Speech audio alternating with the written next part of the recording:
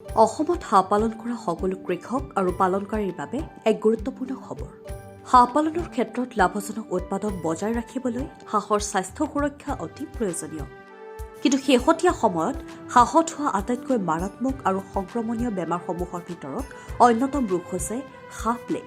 এই ৰোগটো এক ভাইৰাছজনিত মহামাৰী, যি অতি দ্ৰুতগতিত এটা হাঁহৰ পৰা আনটো হাঁহলৈ বিয়পি পৰে। বিশেষকৈ য'ত একেলগে বহু হাঁহ পালন কৰা হয়, তেনে ঠাইত এই ৰোগে ভয়ংকৰ ৰূপ ল'ব পাৰে। এই ক্ষেত্ৰত দেখা যায় যে এই ৰোগে অতি কম সময়ৰ ভিতৰতে সম্পূৰ্ণ হাঁহৰ জাকটো ধ্বংস কৰি পেলায়। ৰোগৰ মুখ্য লক্ষণসমূহ। এই ৰোগৰ লক্ষণবোৰ হঠাতে দেখা দিয়ে আৰু অতি তীব্ৰ হয়। হাঁহ হঠাতে অসুস্থ হৈ পৰে আৰু একেৰাহে মৰিবলৈ আৰম্ভ কৰে। মূৰ, ডিঙি আৰু গাত কঁপনি দেখা যায়। হাঁহে পোহৰ সহ্য কৰিব নোৱাৰে।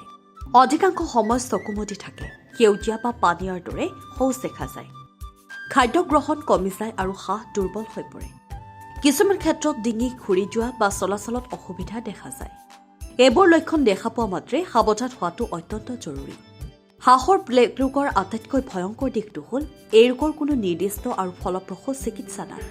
অৰ্থাৎ এবাৰ হাঁহ এটা ভাইৰাছত আক্ৰান্ত হ'লে অধিকাংশ ক্ষেত্ৰতে তাক বচোৱা অত্যন্ত কঠিন হৈ পৰে। সেয়েহে এই ৰোগত চিকিৎসাতকৈ প্ৰতিষেধক ব্যৱস্থা বহুগুণে গুৰুত্বপূৰ্ণ। নিউজ ডেস্ক ৰিপৰ্ট, অংকুৰিত অসম।